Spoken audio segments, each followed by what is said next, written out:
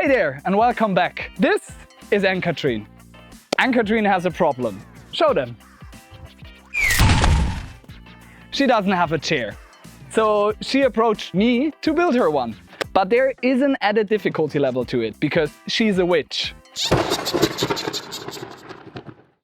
But for this build she has some demands. Demand number 1.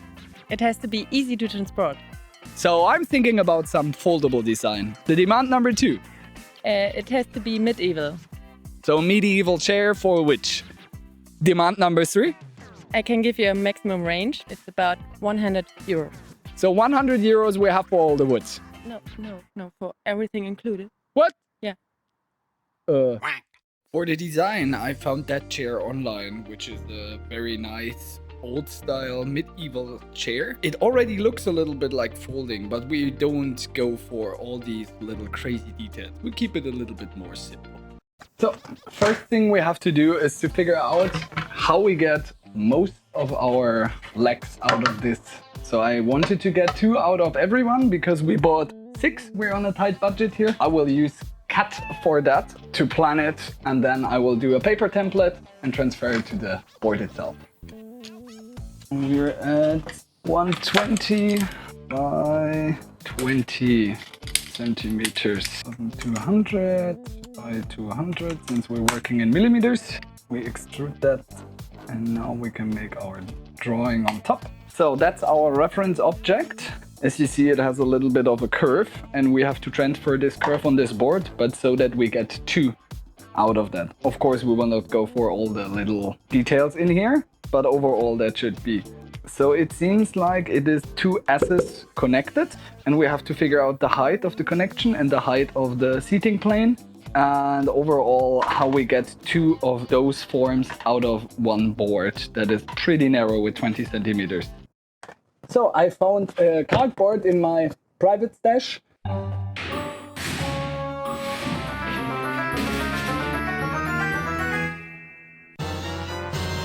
I will use this as a template for half the board basically, because it is a mirror reflection of itself on the top. And I will use the cardboard cutout to cut out 2 pieces out of that 20 centimeter board here.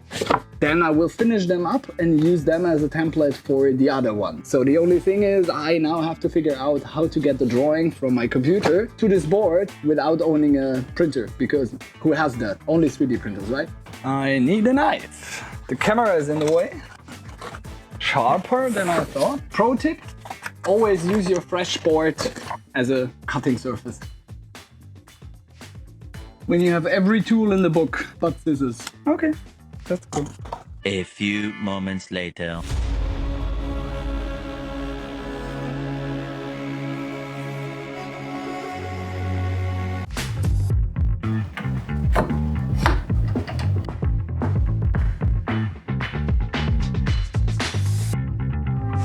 So you might wonder why I'm using a template and not a mill or stuff like that.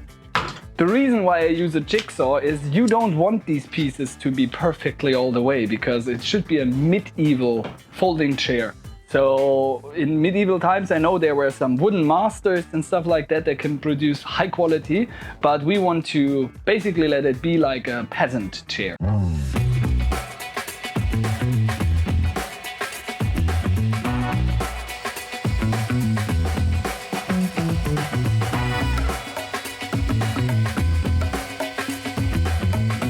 Sorry for all the crouching and weird angles in this video, but my working space isn't that big. We now have our legs, armrests, however you want to call them, finished. Because they're all equal and all of them are basically mirror images of itself, like not totally, because of course they're handmade.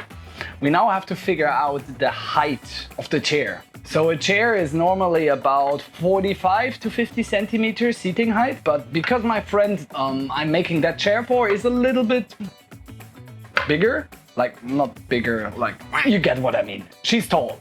I'm going for the 50 centimeter. Now I have to figure out where I do the pivot point. Like basically it will look like something like that. So, but I thought like maybe do the pivot point here, have smaller legs, bigger armrests, or do it in the middle so it's actually a mirror, but it looks a little tall. I think that way the armrest will be way too much out. Just figure out how far you have to sit here. So what I actually will do is clamp it down in the middle here and just adjust this till I'm happy. Oh, okay, one clamp isn't enough, it seems. So let's take a second one. And we should still be able to adjust the whole thing. Yeah, now. And still able to adjust, great. First thing I want to measure is basically when I'm doing this, how much is it? My arms just laid out. 80 centimeters max. I mean, medieval chair, you want to sit a little bit. Maybe you have gear on you, something like that, 80 to 70. So let's test that here. Oh, we're on 70, that's awesome, that's perfect, but it's way too tall. We have to place our seating area and we would be on like 75 or something. So now we're at roughly 80 up here. 60. I could shorten the legs, so we have 50. That's fine. If we shorten like about 20 centimeter of that part, it's not symmetric. Symmetric. It's not symmetric anymore, but I think that's okay. It's okay if it's a little lower up. I think that looks fine. Now I know we go like we aim for the middle. So what I actually planned is I will put a 6mm rod. Why I'm going for 6mm is I've gone with a fairly weak wood because of weight. It's super light. I just want to drill a very tiny hole to not weaken the wood in the middle too much, because it's at the end it's the pivot point, but it's also where your full weight is on. And the chair will be kept from collapsing through like the backrest we will do. I would say let's drill the hole, assemble everything, and then we can cut everything to size. We can manufacture the armrest and the footrest. No, like the foot plate, so it'll actually stay and stay in the chair and start working on the backrest. Let's move on.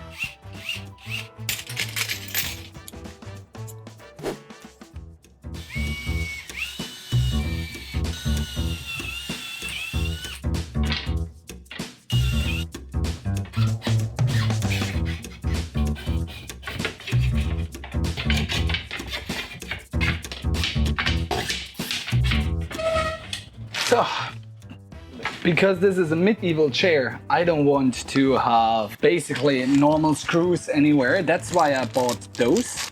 Yeah. Those are like wooden handles for doors and something like that. So it has the wrong screw size, but I got some of those.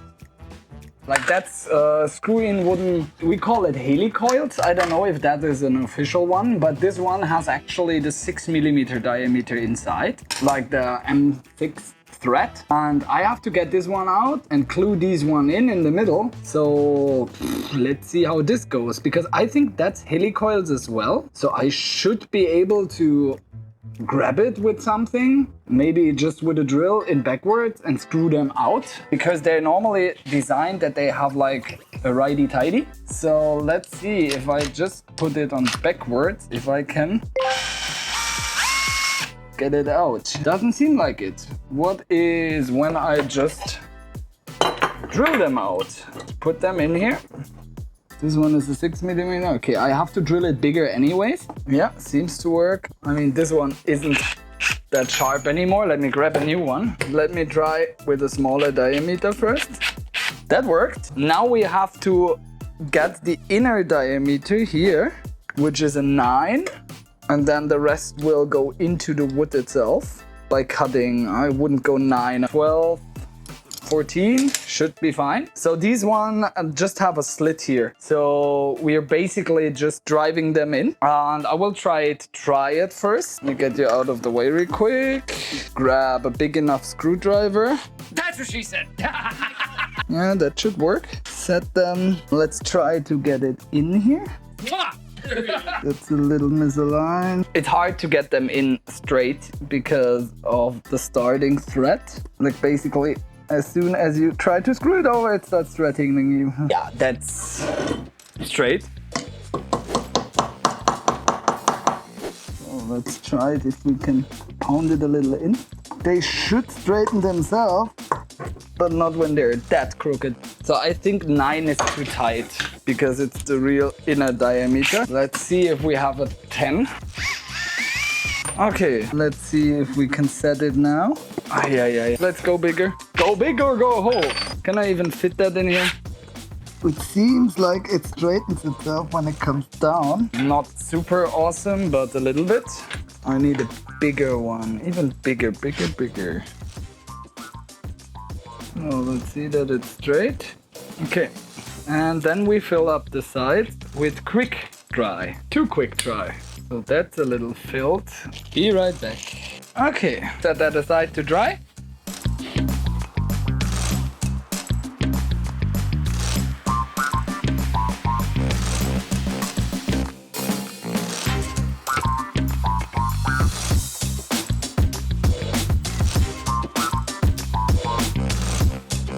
So, yesterday before I finished up, I actually gone ahead and wood stained all of those with like this, what is that, teak color. And now we go into mounting. As you saw when it was mounted, this chair has this swing to it, and they are done by overlaying those like that. To stabilize the whole thing, I will actually build a footing and armrests that will hold the whole thing together as one. So actually these will transform in kind of a board again, but with the gaps in between, so they can basically fold into each other like my fingers do here, and they will keep the distance. For that I got some wooden dowels. So I have to add a wooden dowel in each of the ends, right in the middle. The measurement have to be really correct. After that, I will saw my armrests out of these wooden boards. But the first thing is we need to like mount them now. I will cut the boards first, so I have space on my working area, and then I will mount the whole chair.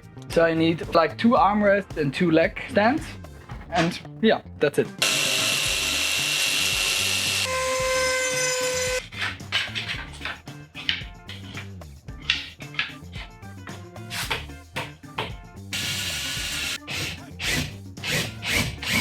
So what I ended up doing, I measured it out anyways, and I gave it about 2 millimeters more clearance to basically get rid of all the errors I did with like how in the middle it is.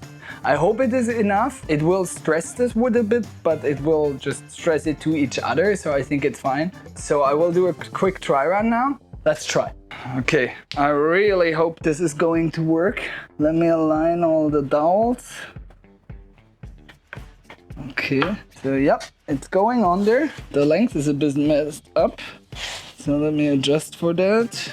I don't know if the glue will be enough to hold all that together. I have to find a way how to basically align that properly, press it on there. Maybe I have to use some screws after all, but I wanted to have the dowels as an extra support.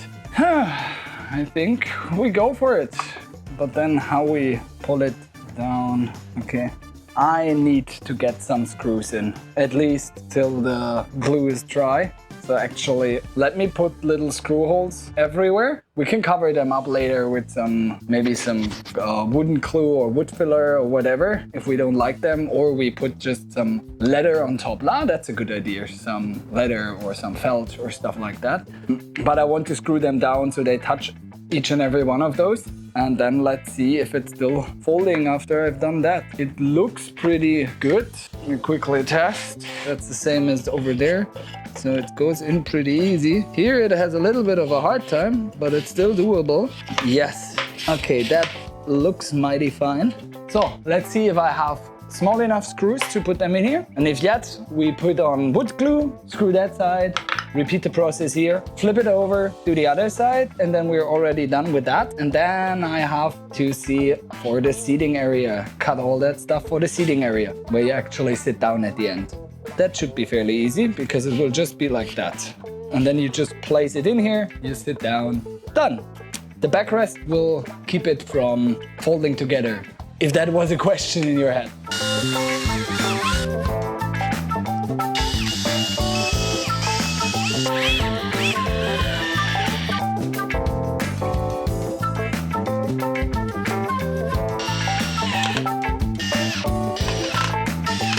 That seems stable.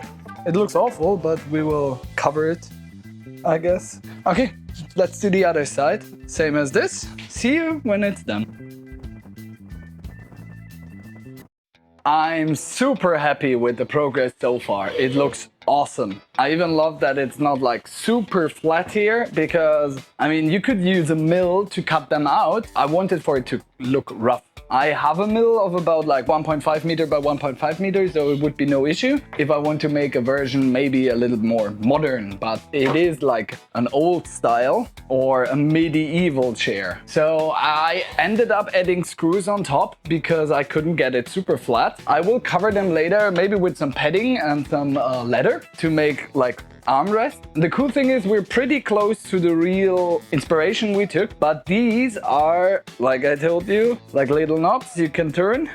Then you loosen it a little and you can just fold it. I think this looks awesome. And then you unfold it again. It's a little harder to do.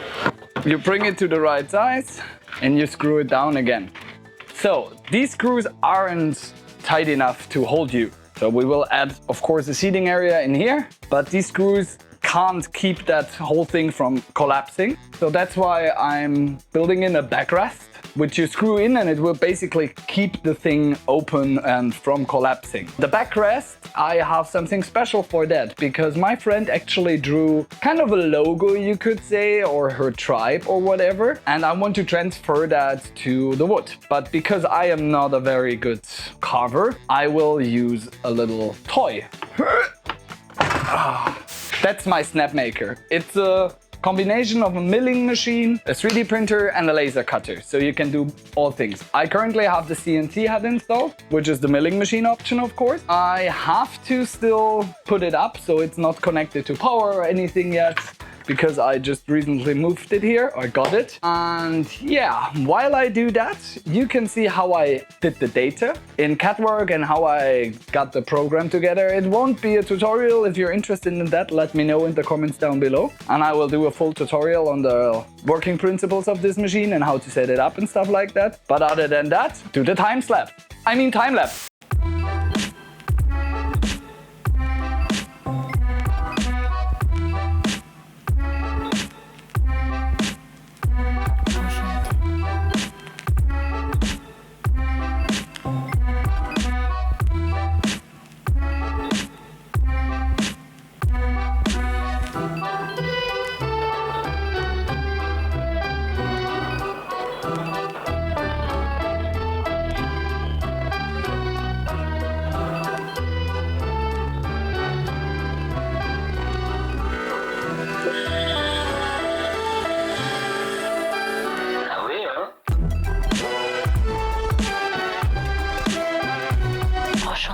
So the part is finished, but of course you can't see it because of all these hairs. I think the easiest way to deal with that would be to quickly just sand over that. Looks awesome. I mean, there are still a few. Okay, I'm doing it on the machine on purpose, because I want to see if it's deep enough or if I have to do a second run of it, but I think I like it. There's still a little details missing, which I couldn't get with my mill, but stuff like that, I will leave because I think it looks awesome anyways. The little details on the wolf have to be here, like the little tail piece, his eye, his mouth, and in the middle because that's basically her logo. But other than that, I really like it. Yeah, it had like a really hard time getting through here, so yeah. So we have to clean that out. I think the depth is quite good. I will definitely do something like that again, but then with like a real 3D wood relief, like something that is three-dimensional in all directions. So if you want to see me doing like an awesome wood relief in German, so I just say it in German. If you want to see me making a cool wood relief, you know what I mean, then leave me a comment down below. I was thinking about maybe doing a big one out of tiles of all the projects we've done so far. Okay, that looks cool. Let me quickly drive the machine front. so I can complete to its maximum. I'm bumping into the camera soon. Okay, that's the end. Like millimeters before the camera.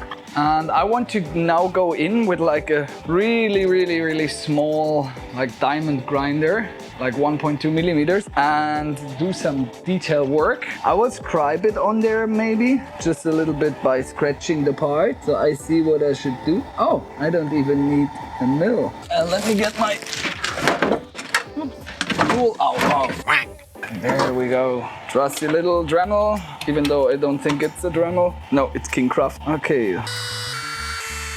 That looks nice. Nice. So we have the little detail of the tail, so that you see it sits on its head. We have its eye, and we have a little tooth here, and an opening in the mouth. Okay, now I'm really wondering how it looks like. With wood stain. With wood stain. With what? How much wood would a woodchuck chuck if a woodchuck could chuck wood? Let's dust it off. See that we're not losing consciousness. Let's stain it and hope that it pops even more. I know we still have to cut, but like I said, I want to see how it is if I have to cut again. So I'm leaving it on, I'm staining it here, and we wait till tomorrow. What do you think? Cool, right?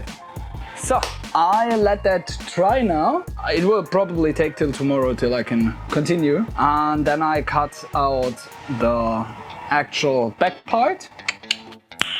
The next day. I'm happy with the contrast, so we can take it off. So let me quickly clean up this mess, get the milling machine away again, and then we start cutting it to size. That is our back piece. So it will be here. I don't think you can see that on camera. So the thing is, when you look from the side, I want it to be a little bit tilted, because if it's super flat, it's super unergonomic to sit. So I want it to tilt a little bit. So I will actually have to produce some wedges in here. As you see, I already did the fur covering. I will clamp it here, and then I will draw whatever kind of shape I want. I'm thinking just to cut out like a little bit of the half circle over there, and that's it. Look at that. Oh God. Oh, it's so tilted. Ah, yeah, of course, different depth. Let me adjust the camera, even though you're only going to see my back. I will actually just do some markings, and it's a little slanted, the whole thing. Yeah. I think we have a really significant height difference. Yeah, I didn't check on that. It's 85 here, it's 86 here. It's not that much. Centimeter, okay. Yeah. Looks about right. Yeah, we fixed it to the chair, I would say. Let's see how, with what we can come up. So, I guess let's cut it. So this will get a second coat of our stain, because it's a little light compared to the chair itself. But with a second coat, that should be fine. Let's go for the cut. I want to cut along this and then out here. And of course I can grind afterwards a little bit, what I will do to just like smoothen up the edge a little bit, make everything look a little prettier and better. I will do it with a file, so by hand, or with my trusty little electro grinder. There it is. Let's put a big one here. That looks nice.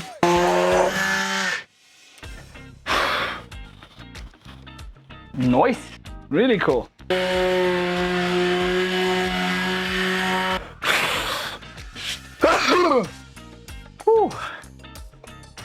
I'm allergic to work, sorry. So, of course, we will put our beveled edge on this piece as well, because a beveled edge always makes you look professional. Is it a bevel? Face? Phase in German? I think what I mean is a radius, like an edge radius. But is that called bevel?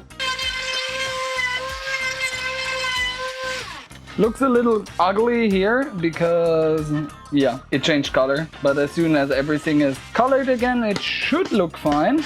Unfortunately, you can't finish this project completely today because the gold plating can't be on there while the thing is still drying. Yeah. But everything else I can finish today, like the whole mounting. Maybe we can even sit on it today.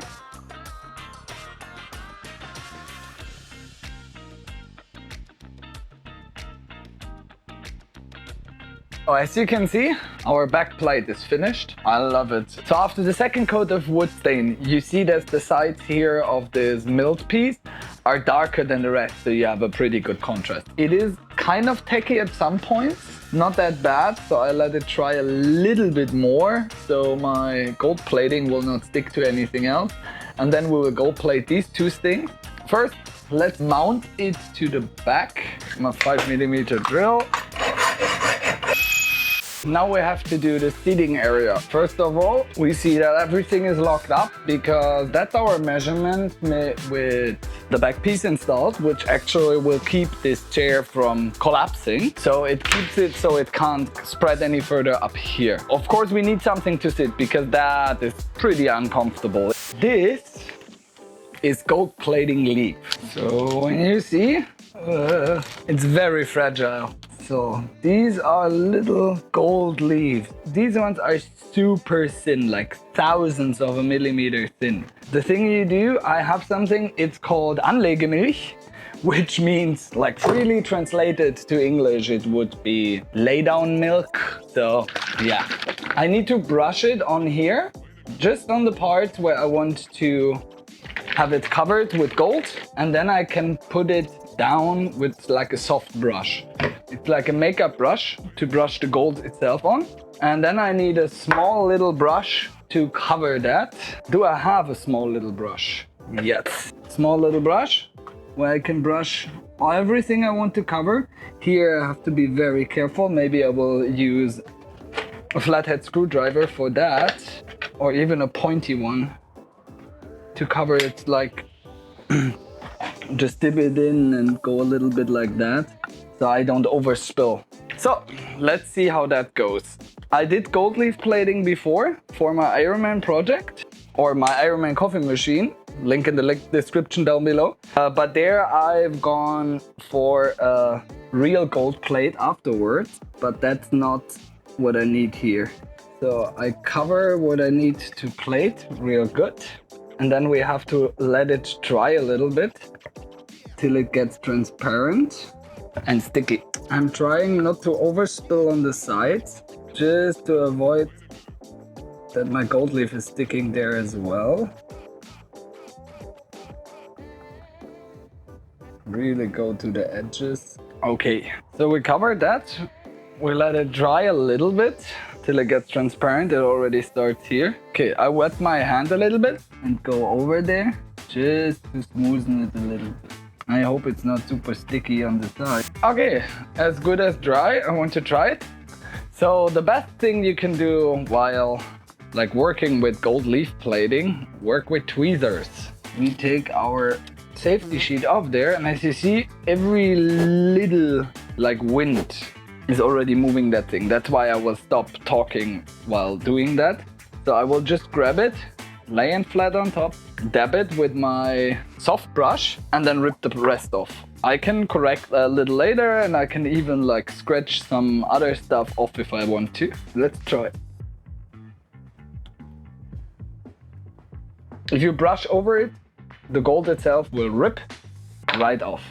I would say that's a success. The wolf could use some more on the sides, so I will actually go over the wolf again. I'm pretty happy with the logo. Gold leaf plating is never as accurate as other plating methods, but it has like its own little charm to it. Like it looks a little rough around the edges, as you would see it in like old gold plated stuff, where everything is a little like rougher. I would just go on top of the old plate. I'm trying to rip a little bit off because I don't need a whole sheet for that. Let's see if that works. Ripping that stuff is hard. It sticks to everything. That worked. Press it around. I press it around the sharp corners to basically rip it. And let's press in the eye and the mouth first, and then basically rip it off the sides. And let's see that we get the rest off.